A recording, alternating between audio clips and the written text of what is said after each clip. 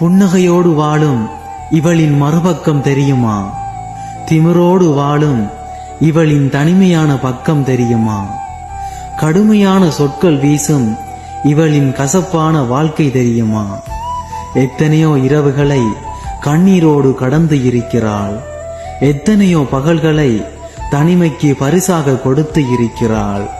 மீண்டுவிட முடியாமல் கொடிய நினைவுக்குள் சிக்கி தவித்து இருக்கிறாள். பாரத்தை இறக்கி வைக்க முடியாமல் விரக்தியில் மரணம் வரை சென்று இருக்கிறாள்.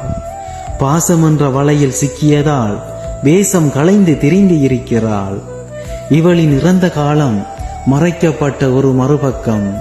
எல்லாம் மறந்து எல்லாம் வெறுத்து திமிரை அடையாளமாய்க் கொண்டு தைரியத்தை தன்னுடையது என்று பொது வாழ்க்கை வாழும் இவளுக்குள் மரணிக்கப்பட்ட மறுபக்கமும் உண்டு.